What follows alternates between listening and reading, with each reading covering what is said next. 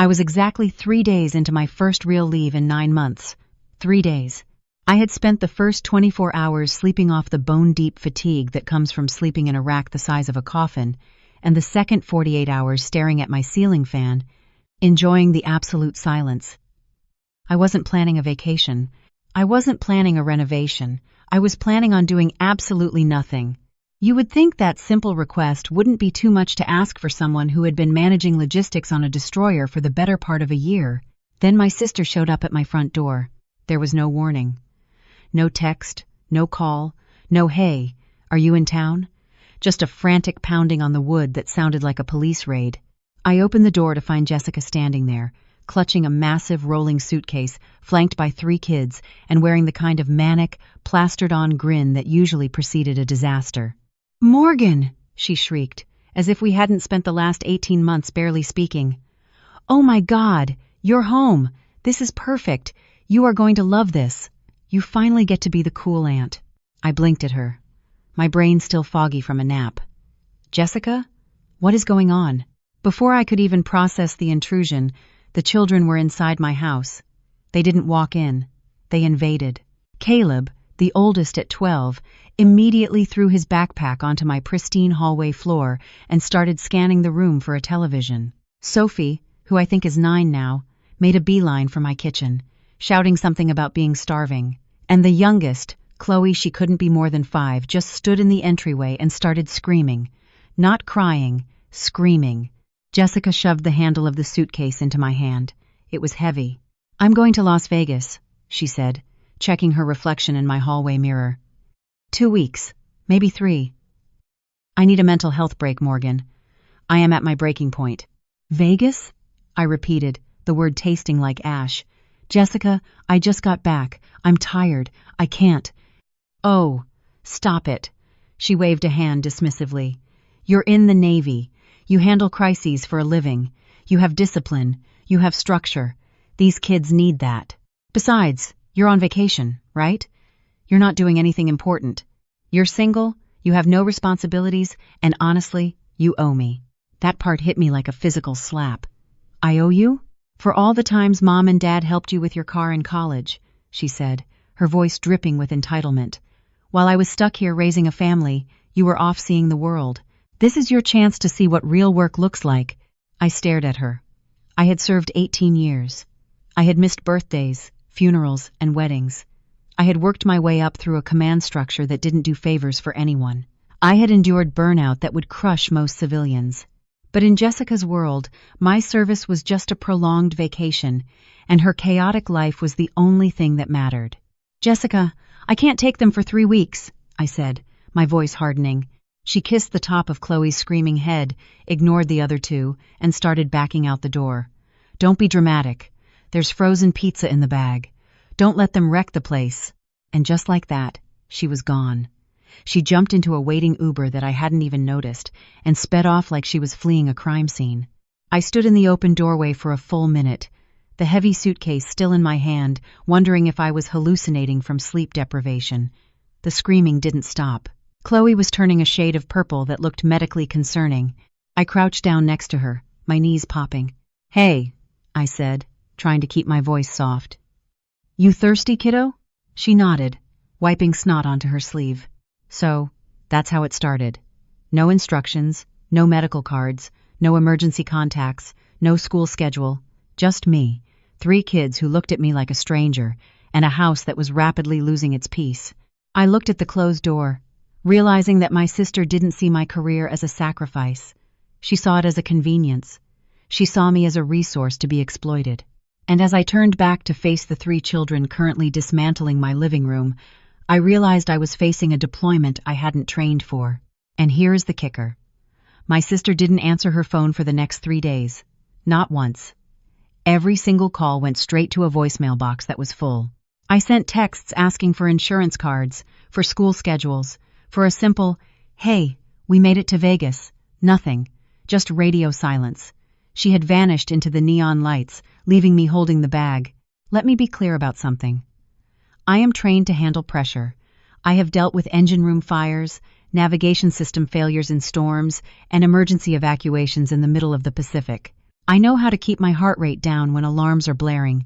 But nothing, and I mean absolutely nothing, prepared me for taking care of 3 kids who had clearly never heard the word structure in their entire lives.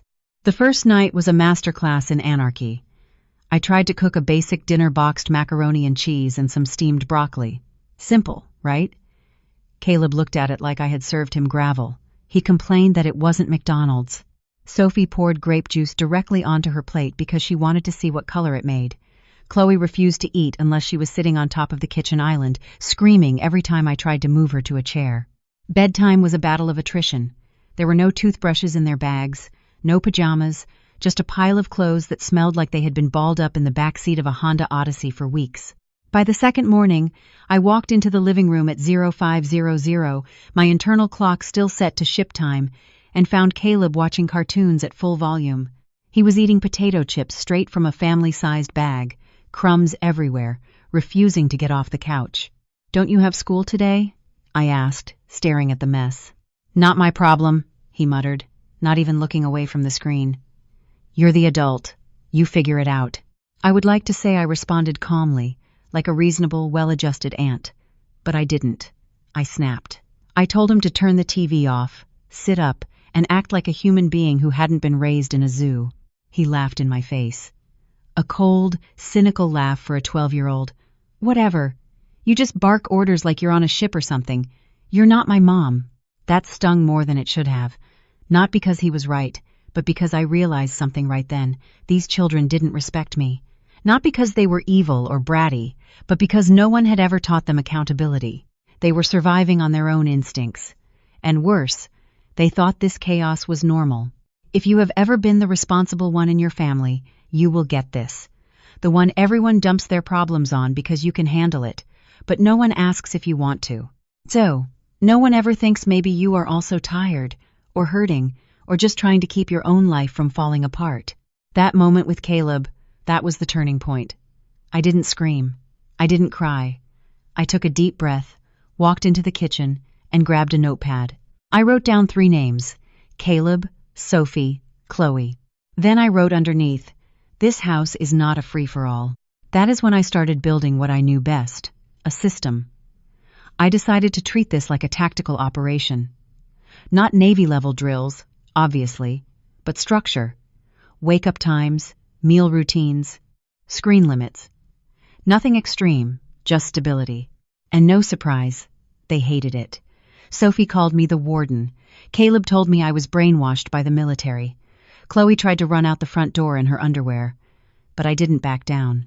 Because somewhere in the middle of that noise, I realized if I didn't care enough to fight for these kids, no one would.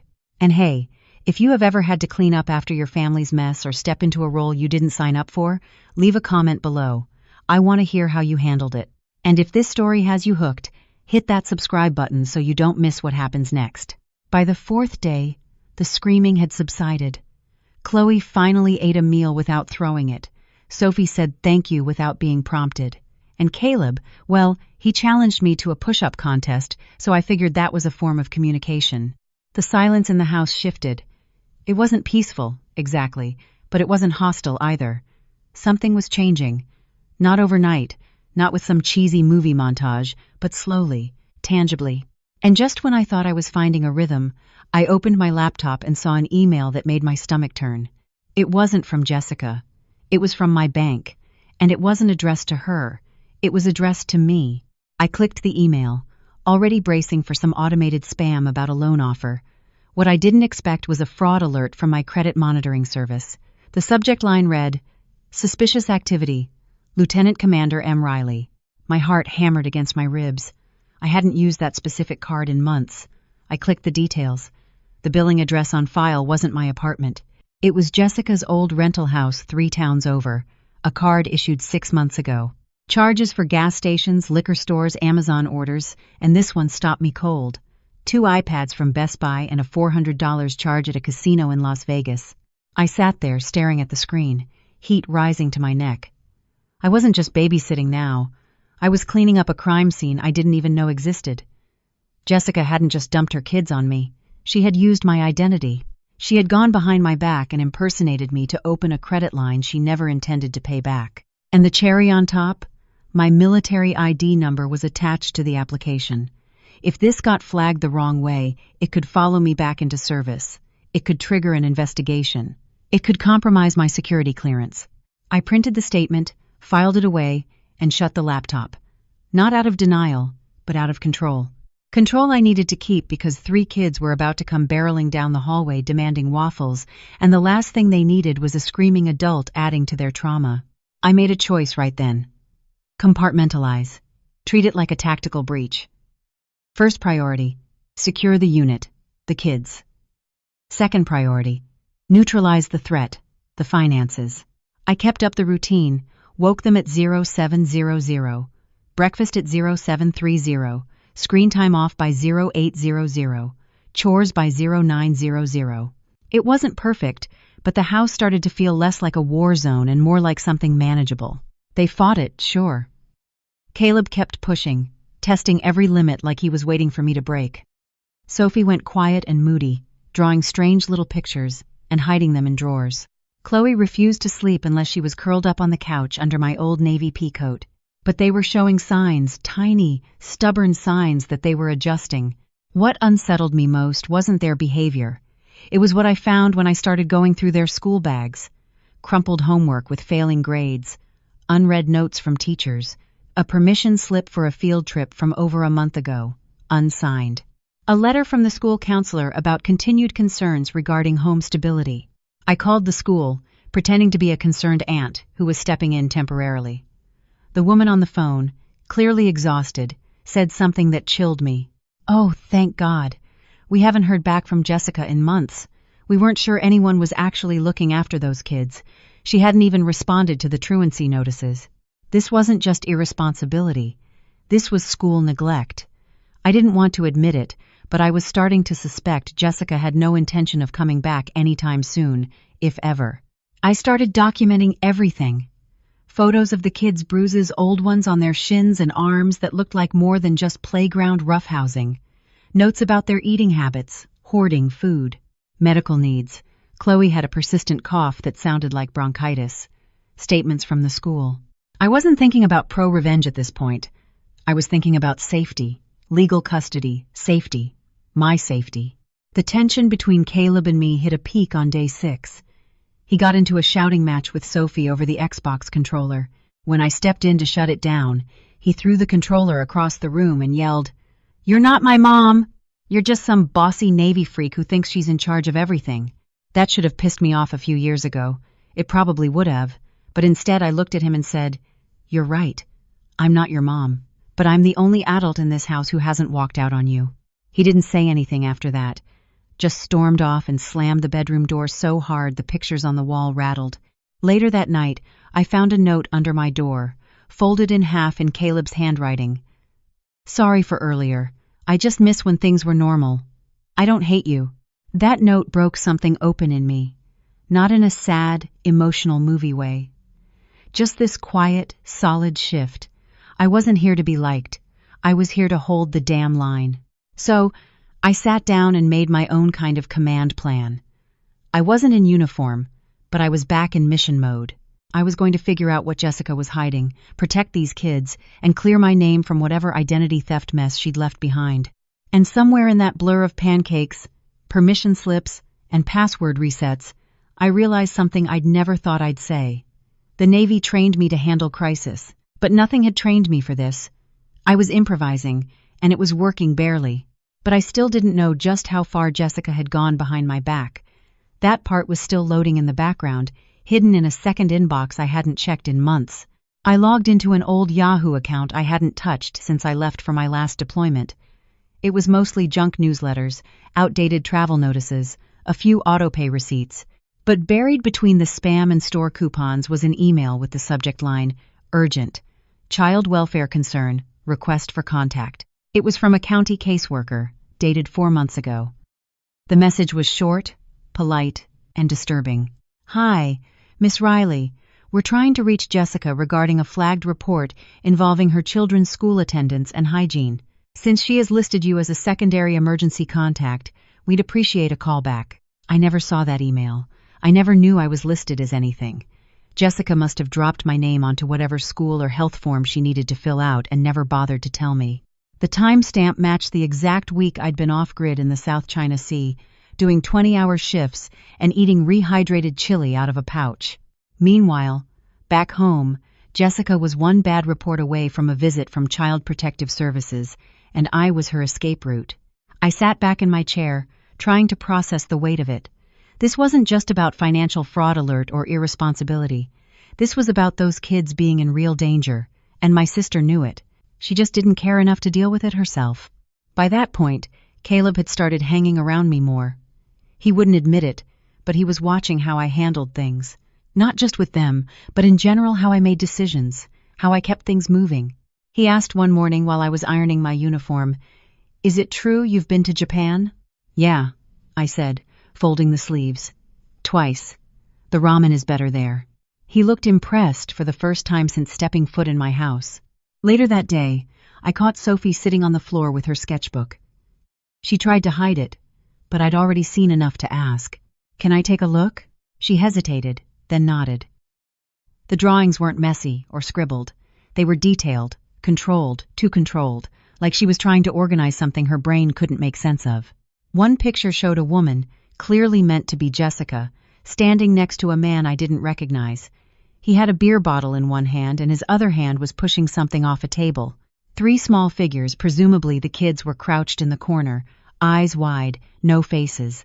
"Who's he?" I asked, pointing to the man. She shrugged. "He was around for a while. He broke Caleb's switch. He said we were too loud." I didn't push further, just nodded, thanked her, and made a mental note. That was the second time I'd heard something about a guy Jessica had left the kids with. First from Chloe, in a tantrum, now in a drawing from Sophie. I started to understand why the school had flagged them, why the counselor had tried to reach anyone with a working phone. I also noticed the bruises more clearly now. Chloe had a small one on her arm shaped like fingers, not fresh, but still visible. Caleb had a scar on his side he refused to explain. Sophie? She didn't talk about pain. She drew it. That night, while the kids were watching a movie, I called a Navy legal contact, not to file charges, not yet, just to ask what the rules were around emergency guardianship in Virginia. He explained that, as a blood relative, I could petition for temporary custody if I believed the parent was unfit, especially with supporting evidence. "I don't want to take them away from their mom," I said. "You're not," he replied. "You're keeping them from being hurt again. Big difference." The next morning, I called the school directly and asked to speak with the counselor who'd sent the letter. She sounded relieved to hear from me. "I've been trying to reach someone for weeks," she said. "Your sister hasn't shown up to a single conference. The kids come in tired, hungry, and with no supplies. They never talk about home, and honestly, they don't act like anyone's looking out for them." I wrote it all down, every word. Then I asked, if I were to take legal custody for a while, just temporarily, would the school support that? "You'd have our full cooperation," she said without hesitation. After that call, I stopped hesitating too. I gathered everything I had, emails, the drawings, the bruises, the notes from school, and started organizing it into an evidence folder. Not for pro-revenge, not for court, not yet, but for proof, in case Jessica ever tried to come back and pretend like none of this happened.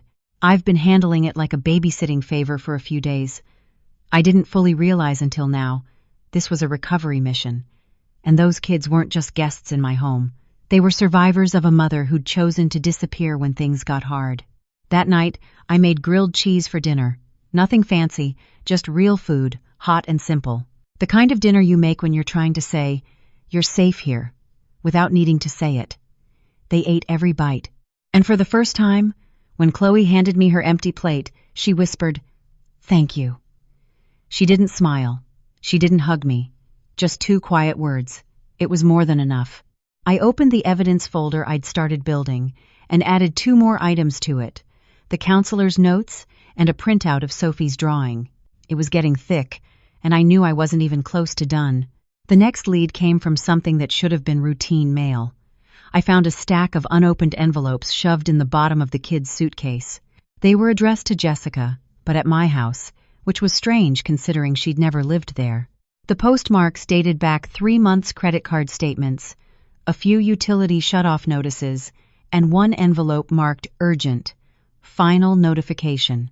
It was from a collections agency. I opened it. The balance was tied to a Visa card opened under the name Morgan A. Riley. Same fake signature, same handwriting. She wasn't just using my name, she was spreading it across half the county. I made a list of every creditor mentioned in the stack, called each one, and confirmed it. Multiple accounts opened using my identity, with her address, her phone number, and my military ID number. That was the part that really ticked me off. She'd used my official Navy ID. That's not just fraud, that's federal. I called my bank's fraud department and initiated a freeze on my credit, filed a police report, contacted Navy Legal again. They escalated it this time, told me to keep all documents, save digital copies, and prepare a personal statement. If this leaked into my Navy record unchecked, it could stall my clearance renewal or worse. And for what? So my sister could buy patio furniture and DoorDash every night? The deeper I dug, the uglier it got. She wasn't just skipping town to find herself. She was drowning in debt she had no plan to pay back. And the kids? They were just collateral. That realization hit hard one afternoon while I was going through her email on an old iPad Sophie left on the counter. I hadn't meant to snoop. I just saw a notification light blinking and swiped out of habit. Turns out, the iPad had her Gmail still logged in. And inside that inbox was something I didn't expect. A thread of emails between Jessica and a man named Gary. Gary wasn't just some boyfriend. He was someone she owed money to, a lot of it. The emails were messy. Vague references to what you said would happen, and I told you I'm not keeping them forever. In one message she wrote, "They're better off with Morgan anyway. She's a control freak. She'll take care of everything. Let her." I stopped reading right there. Not because I couldn't handle it, but because I'd finally seen it for what it was. This wasn't abandonment. This was a handoff. She didn't leave the kids with me out of desperation. She planned it. She counted on me being too responsible to say no, too structured to let them fall apart, and too guilt-ridden to throw them back into the system. And she was right on all three counts. I didn't tell the kids what I found. There was no point. What could I say? Hey, your mom's using my name to dodge debt and avoid parenting? Instead, I did what I always do when things go sideways. I got organized. I opened a spreadsheet, made columns, date, account name, amount owed, action taken, every transaction, every fraudulent charge, every message, every lie. I wanted it laid out so clearly a lawyer wouldn't need to ask a single follow-up question. Then I called a family law attorney. He was blunt. You've got two battles. One is identity theft. That's criminal. The other is guardianship. That's civil. Which one should I start with? I asked. He didn't hesitate. The kids. Get legal custody fast. That night, I sat at the kitchen table with a printed packet from the attorney's office. 3 kids were watching The Incredibles on the couch, oblivious. It was surreal. They were just trying to enjoy a cartoon, and I was filling out emergency guardianship paperwork because the person who brought them into the world had treated them like furniture she couldn't sell. And here's the thing, I didn't feel heroic. I didn't feel brave. I felt pissed off. I felt tired. I felt used. But I also felt something else responsible. Not in the forced, guilt-tripped way I used to feel growing up with Jessica. This was different. This was quiet, purposeful. Caleb wandered into the kitchen for water and saw the paperwork. "What's that?" he asked. I shrugged. "Just making sure you 3 can keep staying here. Officially." He didn't say anything, just nodded slowly and went back to the living room. The nod said more than words would have. I scanned and emailed the forms before bed. The lawyer would file them in the morning. He said the process usually takes a few weeks, but given the school reports and abandoned contact history, we might get a provisional ruling faster. I didn't sleep much that night. My brain was wired like I was back on watch at sea. Somewhere between midnight and 0200, I found myself checking on all 3 kids. They were out cold. Caleb had kicked the blanket off again. Chloe was hugging that same navy jacket like it was a security blanket. Sophie was curled up, her sketchbook still open beside her. The drawing she'd finished? It was the 4 of us, me and the kids, standing under a roof. Not a ship, not chaos, just a house. And everyone was smiling. The provisional custody order came through on a Thursday morning. I was halfway through making pancakes when my phone buzzed. The lawyer's name popped up, followed by one word: approved. No celebration, no dramatic reaction. Just a long, steady exhale. I printed the order and pinned it on the fridge, right between Caleb's spelling test and Sophie's stick figure masterpiece. It was official. I wasn't just filling in anymore. I was responsible legally, fully. The kids didn't ask. They didn't question it, maybe because deep down, they already knew. With that piece secured, I shifted gears. My Navy training had taught me how to stay calm under pressure, how to plan in layers. I'd used those skills in war games, in emergency drills, in command briefings. Now I was using them for grocery runs and court filings. It wasn't revenge I was after, it was control. Not in the obsessive way my sister accused me of, but in the way that keeps people safe. But I'd be lying if I said part of me didn't want Jessica to face this, to see it all laid bare. I didn't care if she apologized. I didn't want her pity or excuses. I wanted her to see that I'd taken the disaster she left behind and turned it into something she never could, a functioning home. I went full operations mode. I cataloged everything. I scanned every document. I turned a hallway closet into a filing system. School forms, health records, behavior logs, receipts. I even started logging things the kids said, subtle comments about when Mom's friend hit the door too hard, or when she forgot we were at school. Small clues, all pointing to a life way more unstable than I ever imagined. Meanwhile, the house started changing. It was slower than I wanted, but it was real. Caleb stopped challenging me over every little thing. I gave him a few tasks, helping with dishes, setting up the Wi-Fi printer, and he took them seriously. Sophie kept drawing, but the pictures shifted. Less fear, more color. Chloe started hugging me before bed. Always silent, always brief. But there was one night when I caught Caleb sitting alone on the porch after dinner. I stepped outside and sat next to him without saying anything. After a while, he asked, "Are we going to have to go back?" "To where?" He shrugged. "Wherever Mom is." I looked him dead in the eyes. "Not if I have anything to say about it." He didn't smile, but I could see his shoulders drop half an inch. That was enough. That week, I also contacted a private investigator. His name was Frank, retired cop. Gruff voice, no small talk. I gave him what I had: last known location, Jessica's phone number, the fake addresses she used on credit apps. "Why do you want her found?" he asked. "Because I need to know what else she's planning," I said, "and I want it documented." He understood right away. Not for confrontation, for protection. Exactly. Frank got to work. I paid half up front and told him to loop in my attorney with anything he found. While he searched, I met with the school counselor in person. I wanted her on record. We sat in her tiny office, surrounded by finger paintings and anxiety charts.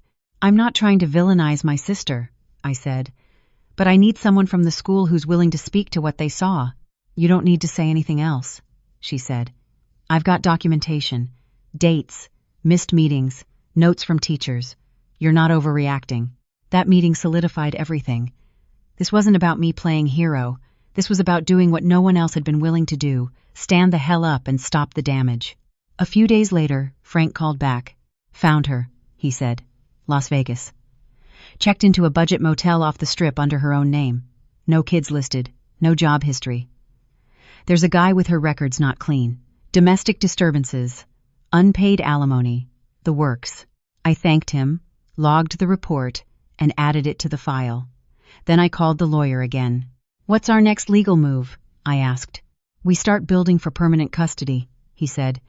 "And if you want to file charges for identity theft, now's the time. You've got a mountain of proof." "I'm not sure I want her in jail," I said. "You don't have to decide that now. But filing a report sends a message." That stuck with me, sending a message. I didn't want to ruin Jessica's life. I wanted her to realize she'd already ruined enough, and that I wasn't afraid of her anymore. I'd spent years walking on eggshells around her mood swings, her guilt trips, her woe-is-me routine. Not anymore. The revenge wasn't going to be some dramatic showdown or screaming match. It was going to be quiet, legal, bulletproof. I was going to protect those kids better than she ever did. And I was going to do it by the book, so when she eventually showed up, she'd have nothing to stand on. No lies, no pity stories, no "you don't understand," because I understood just fine. She made choices, and now I was making mine. Caleb was the first one to ask if he could help with dinner. It wasn't some hallmark moment. He walked into the kitchen, grabbed a pan without looking at me, and said, "I know how to make eggs." "Kind of," I said. "Sure," and handed him the butter. That was it. No praise, no speech, just a shift, subtle but solid. Sophie followed suit. Later that week, she brought me her backpack before school and said, "Can you check it?" I always forget stuff. I opened it up and found it half-packed the way it always was, but now she wanted me to see that it mattered more than the contents. "And Chloe?" She finally called me something. "Not Aunt Morgan? Not Hey?" She walked up, tugged my sleeve, and mumbled, "Mom," then paused. "I mean, not real Mom, just, you know." I didn't correct her. I didn't freeze or turn it into a big thing. I just crouched down and tied her shoe. That morning, I took the long way home after dropping them off at school, drove around the block twice, not to kill time, but to let my head catch up with my heart. Something had changed. They weren't guests anymore. They were mine in every way that mattered. At home, I sat down at the table and looked at the stack of documents I'd organized, like a mission dossier. Legal forms, incident reports, bank statements, PI updates. It looked like prep for a court-martial. But this wasn't about war anymore. It was about building a family out of shrapnel. The routines we started as survival tactics had turned into something real. Morning alarms, toast with jam, chores without threats, homework without screaming. Not perfect, but stable. They stopped asking when their mom was coming back, stopped referring to her in the present tense. It wasn't cruel. It wasn't even sad. It was just acceptance. I kept waiting for some breakdown, for someone to snap. Instead, I watched 3 kids slowly uncoil. Their jokes got louder, their tantrums shorter. Caleb started brushing his teeth without being told. Sophie stopped hiding her drawings. Chloe started sleeping in her own bed. One night, Caleb knocked on my door. "Can I show you something?" He handed me a sheet of paper, a drawing of me in a Navy uniform. "I made it for school. We're supposed to write about someone brave." I didn't know what to say, so I said nothing. Just nodded and tucked it into the corner of my mirror. That's when I knew something big had shifted, not just in them, but in me. Before all this, I used to define success in medals, ranks, deployments completed. Now, success was making sure Sophie had clean socks, making sure Caleb's math homework made it into his backpack, making sure Chloe didn't go to bed afraid. It wasn't glamorous. It didn't get applause, but it felt more solid than anything I'd ever done in uniform. And somehow, that structure born from pure military habit had become a framework for something softer. Not control, not rigidity, just dependability. And kids, it turns out, need that more than anything. I still ran a tight ship. Lights out at 2,100. No electronics at dinner, chore chart on the fridge. But I'd stopped barking like a drill sergeant. I didn't need to. They respected it because it made them feel secure, not scared. At work, my Navy friends started to notice. "You seem different," one of them said during a call. "Like, softer." "Don't tell anyone," I said. "It'll ruin my reputation." I laughed, but she wasn't wrong. I'd started measuring strength differently, not in physical endurance or command presence, but in patience, in consistency, in the ability to stay calm when someone spills milk on your one clean uniform. Frank, the PI, kept updating me. Jessica hadn't left Las Vegas. She'd moved into a different motel. Still no job, still with the same guy. Her bank account was nearly drained. No sign she'd tried to contact the kids. No custody filings. Nothing. I added it to the evidence folder, but at that point, I stopped checking for updates every day. It didn't matter where she was. What mattered was where the kids were, and that was here, with me. One morning, while folding laundry, I found a crumpled piece of paper in Caleb's jeans. I almost tossed it, but something made me flatten it out. It was a list. Things that make me feel safe. 1. When the door is locked at night. 2. When Morgan doesn't yell. 3. When there's real food. 4. When my mom doesn't come back. That last one hit hard, but I didn't cry. I didn't panic. I just folded it again and put it in the drawer where I kept their medical records, because that piece of paper was more important than a diagnosis. That same evening, we ate dinner together like usual. No big moment. Just mac and cheese, some baby carrots, and chocolate pudding. Chloe told a joke that made no sense, but Sophie laughed so hard milk came out her nose. Caleb rolled his eyes and called them weird. It felt like a family, and it was the first time I didn't feel like I was pretending to be one. It was a Saturday afternoon when she showed up. No call, no warning, just the sound of tires screeching up my driveway and the unmistakable slam of a car door. I looked through the window and there she was. Jessica, in oversized sunglasses, messy hair piled into a knot, and a tank top that looked 2 days past clean. She had one hand on her hip and the other waving her phone in the air like she was holding a warrant. I opened the door but didn't step aside. "Well," I said. "Look who finally decided to check in." Jessica blew past me like I didn't exist. "Where are my kids?" "Probably where you left them." "Jessica, you remember that part, right? When you dropped them off without so much as a toothbrush?" "I needed a break. You don't know what I've been dealing with." I crossed my arms. "You mean the Vegas vacation with your boyfriend? Or the fraudulent credit cards in my name? Or maybe the caseworker emails you ignored?" She turned around fast. "Don't act like you're some hero. You've always thought you were better than me just because you play soldier." I didn't respond to that. I didn't need to. Because just then, Caleb walked into the hallway. He froze when he saw her. His face didn't light up. He didn't run. He just stared. Jessica smiled like nothing had happened. "There's my baby boy." Caleb didn't move. "Are you here to take us back?" "Of course, sweetheart. I'm your mom." He looked at me, then back at her. "No, you were gone." Jessica's smile faltered. "Don't be dramatic. It was just a couple weeks." "It's been 24 days, I said, "with no call, no contact. And you listed me as an emergency contact on forms you never filled out correctly. You committed fraud, Jessica. Multiple counts." She rolled her eyes. "You think you're going to scare me with big words and your little lawyer friend.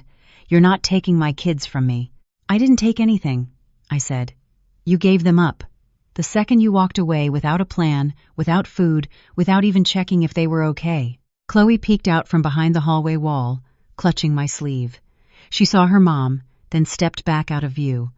That, more than anything, made me want to throw Jessica out by the elbow. But I didn't. I stayed steady. "You need to leave," I said. "Over my dead body," she snapped. "I have a court order. Emergency custody. Signed and approved. You can fight it legally if you want, but you're not taking them anywhere today." She laughed like I'd told a bad joke. "You really think a piece of paper is going to keep a mother from her kids?" I didn't flinch. "I think a sheriff's deputy will." Right on cue, the knock came from behind her. 2 officers stood at the edge of the porch. 1 male, 1 female. Calm, professional. I'd called them the second her car hit the driveway. Not because I was scared, but because I knew better than to let emotions decide what happened next. The male officer spoke first. "Ma'am, we received a report of a custody dispute. Can we see documentation from both parties?" I handed over my copy of the custody order. The female officer took it, read it, and nodded. Jessica was still frozen, caught between defiance and disbelief. "You're siding with her?" she asked the officers. "She's just trying to steal my kids." The male officer responded without emotion. "Ma'am, according to this legal document, Miss Riley currently holds emergency custody. You'll need to contest it in court if you disagree. For now, we're going to ask you to step outside." "I'm not leaving without them." That was when Sophie came down the stairs. Quietly, calmly. "You don't get to yell in this house," she said. "You're scaring Chloe." Jessica turned like she'd been slapped. "Excuse me?" Sophie didn't repeat herself. She just walked over and sat next to Caleb, side by side, choosing their side. I looked at the officers. "Can I have a moment to walk her out?" They gave me a nod. I stepped outside with Jessica, closing the door behind me. "You did this on purpose," she hissed. "You were always waiting for a chance to prove you were better than me." "No," I said. "I was waiting for you to act like a mother. You never did. So I stepped in." "You think this is over?" I leaned in, my voice level. "It's not over. But it's under control. That's more than you ever managed." She stomped back to her car, peeled out of the driveway like a teenager throwing a tantrum, and disappeared. I turned around and exhaled slowly. The porch light flicked on automatically. Behind the front door, I could hear the kids laughing at something on TV. The storm had blown through, and our house, was still standing. The court date landed on a Monday morning, which felt fitting. Nothing says welcome to the week like facing down your own sister in a custody hearing. I wore my uniform. Not out of pride, but because it reminded me who I was. A service member. A protector. Someone who didn't run when things got hard. Across the courtroom, Jessica walked in 10 minutes late. Sunglasses on indoors, holding a coffee she somehow still managed to spill. She didn't look at me. Not once. Just slid into her seat next to a public defender she probably met in the hallway. The judge walked in shortly after. An older woman with sharp eyes and zero patience. Good. I liked her already. The hearing wasn't dramatic. No yelling, no TV courtroom theatrics. Just facts. My attorney presented the emergency custody order, the school reports, the counselor's statement, the bank fraud documentation, and a signed affidavit from Frank, the PI, confirming Jessica's whereabouts and behavior while the kids were with me. The judge read everything carefully. She didn't rush. She didn't interrupt. Jessica, when asked to respond, gave the same speech I'd heard my whole life. I was overwhelmed. I needed a break. My sister has always judged me. She's never liked how I raised my kids. She thinks structure fixes everything, but children need love, not rules. The judge looked over her glasses. And abandoning them without contact for over 24 days, that's love? Jessica shifted in her chair. I didn't abandon them. I left them with family. Without food, medication, or school supplies, my lawyer added. And during that time, Miss Riley also discovered identity theft involving multiple credit accounts and her military ID. Jessica rolled her eyes. She's exaggerating. She has signed statements, photographic evidence, and bank records, the judge replied flatly. I see no exaggeration. There was a pause. Then the judge turned to me. Lieutenant Commander Riley, is it your intention to seek full custody of the children? I looked at the kids seated behind me with a caseworker. Caleb gave a small nod.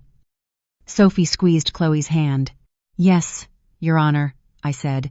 It wasn't my plan, but it became my responsibility, and I'm not walking away from that. The judge made her decision on the spot. Full legal and physical custody is awarded to Morgan Riley. Visitation rights for Jessica will be determined pending a psychological evaluation, completion of a parenting plan, and resolution of the open fraud investigation. This is no longer temporary. This is permanent until the court decides otherwise. Jessica didn't shout. She didn't even blink. She just turned to her attorney and muttered, "Figures," like it was a parking ticket, not a ruling that would reshape her children's lives. Afterward, in the hallway, she passed by without a word. No apology, no acknowledgement, just a flash of resentment in her eyes. The same look she gave me when we were kids and I got praise she didn't. But this time, I didn't feel small under it. I felt grounded. The kids came up and hugged me, all three, at once. I don't cry in uniform, but that moment made my throat tighten. Caleb looked up at me and said, "Does this mean we live with you forever?" I didn't say forever. I said, "You're home." We stopped for milkshakes on the way back. Strawberry for Sophie, chocolate for Caleb, vanilla for Chloe. I didn't get one.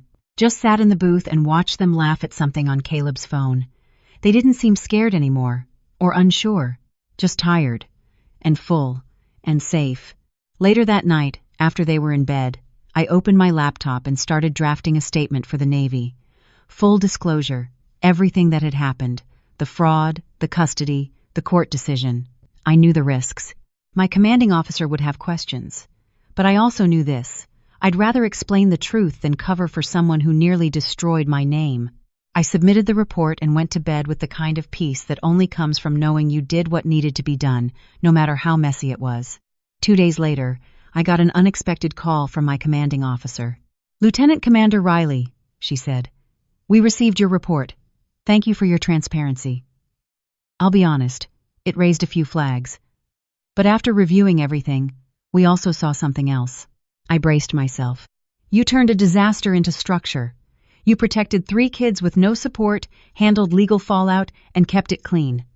That takes leadership. We're not just leaving it at that. We're submitting your name for a commendation. I blinked. Commendation? For what? Babysitting? For stepping up where most wouldn't. she said. Don't sell it short. I hung up and sat in silence for a moment, not because I needed validation, but because I realized something. I'd been holding everything so tight for so long that I forgot what it felt like to be recognized for something other than toughness. This wasn't about revenge anymore. It was about rebuilding something my sister tore down and doing it without becoming bitter in the process. And somehow, that felt like the most Navy thing I'd ever done. The kitchen sink was full of cereal bowls, and someone had clearly tried to microwave something wrapped in foil, but I didn't flinch. That morning felt like any other morning in the house. Chaotic, loud, full of mismatched socks and last-minute backpack checks, and I felt steady in the middle of it. There was a time when a mess like that would have sent me into full-on drill sergeant mode. Now, I handed Caleb the dish towel and raised an eyebrow. He got the message. I wasn't running a boot camp. I was running a home. The transition didn't happen overnight. It took every ounce of discipline the Navy drilled into me over the years. Time management, situational awareness, command presence, all of it translated in ways I never expected.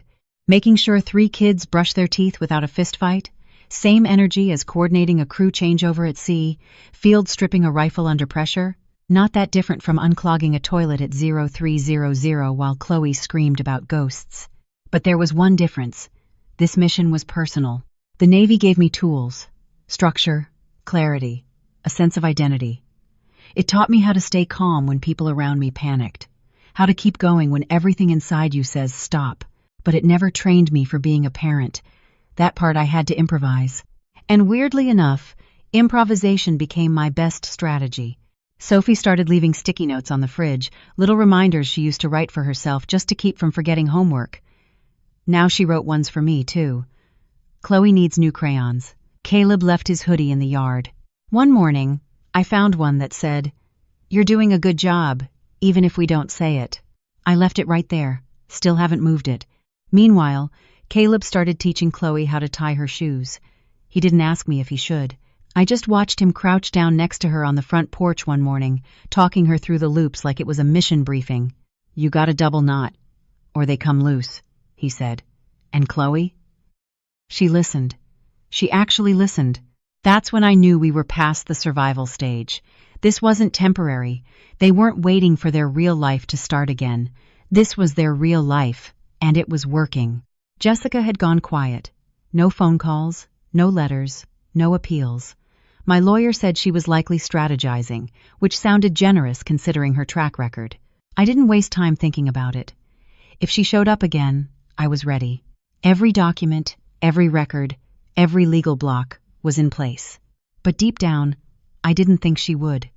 She'd always bailed when things got hard. And now that the kids were no longer useful for sympathy or leverage, she'd moved on, probably spinning a story somewhere else, painting herself as the misunderstood victim. That's the thing about people like her. They don't really want help. They want excuses. I stopped needing her to change. I stopped hoping she'd apologize. I'd seen too much, and so had the kids. What mattered now was what came next. The Navy offered me a temporary station reassignment, closer to home, more stable hours, less travel. I took it without hesitation, not because I didn't want to deploy again, but because I finally had something I wanted to come home to. That was new. That was huge. I filled out the paperwork while Chloe sat beside me, coloring a picture of our house. She gave it 4 windows, a flag, and a weirdly tall chimney. I asked her why it was so high. "So Santa doesn't miss it," she said. Can't argue with that logic. One evening, Caleb pulled out the old photo album I kept tucked behind the bookshelf snapshots from my deployments. Change of command ceremonies, ship life. He flipped through it quietly, then asked, "Do you miss it?" "The Navy," I said. He nodded. "Sometimes. But I don't miss being gone." "Great." He didn't say anything for a second, then just, "I'm glad you're not." That was it. That was the whole thing. No speech, no teary hug, just honesty from a kid who used to barely look me in the eye. Sophie started sleeping with the door open again. Chloe didn't need the jacket anymore. Caleb stopped pushing back at every rule and started enforcing some of them himself. He once grounded himself from Xbox for mouthing off. I didn't say a word, just watched him hand over the controller and go read a book. I told one of my Navy friends about that, and she laughed. That's a weird kind of power, she said. It's not power, I told her. It's trust. There's a difference. In the Navy, you lead people who've been trained to follow. In a family, you lead people who are learning what stability even is. And when they choose to follow not because they're scared, but because they believe in the structure you've built, that's not power. That's something better. It's not perfect. We still argue. The laundry still piles up. I still snap sometimes and then have to apologize like a grown-up. But we're not lost. We're not guessing. We're a unit now. Not by blood, not by tradition, but by choice. And that out of everything I've faced in uniform or out is the one thing I'm most proud of. The day the final custody paperwork came in the mail, it didn't feel dramatic. There was no background music, no slow-motion reaction. Just me at the kitchen counter, sorting bills and school forms. When I opened the envelope and saw the words, "Permanent legal custody granted to Morgan Riley," I stood there holding it, reading the line twice to make sure I didn't miss anything. It was done. Not temporarily, not conditionally. It was real, official, signed, stamped, and sealed. I didn't cry. I didn't even smile. I just laid the paper flat and placed it under a magnet on the fridge, right where the kids could see it. When Caleb came in later and noticed it, he didn't ask questions. He read the line at the top and said, "So, it's like, all the way done?" "It's not roasted all the way," I said. "It's done." He gave me a nod, grabbed a granola bar, and went back outside like he'd just seen the weather forecast. Nothing more needed to be said. That was how it ended. Not with a bang, but with a quiet certainty. The chaos Jessica brought into our lives had been replaced, piece by piece, with something stronger. Something that couldn't be undone with a car ride and a suitcase full of excuses. Revenge, I'd learned, didn't always look like what you expect. I never shouted at her, never dragged her to court in handcuffs. I never embarrassed her in public, even though she handed me every opportunity. Instead, I just kept receipts. I stayed calm. I documented everything. I used the system she thought I wouldn't bother with. And when it was all laid out, clean and unshakable, she had nothing left to fight with. She disappeared completely after the final ruling. No texts, no social media posts, not even a passive-aggressive voicemail. I heard from Frank once more, said she moved out of Las Vegas and last used her debit card in Arizona. That was months ago. Maybe she was trying to start over. Maybe she found someone else to lean on. Or maybe, for the first time in her life, she realized no one was coming to clean up her mess anymore. Either way, I didn't lose sleep over it. I had bigger things to focus on, like how to get 3 kids out the door by 0730 without forgetting lunchboxes, permission slips, or someone's science project. Like teaching Caleb how to mow the lawn without breaking the mower. Like explaining to Chloe why glitter glue should never, ever be used on pets. Yes, she tried. We became a team. The 4 of us. Not always smooth, not always easy, but real.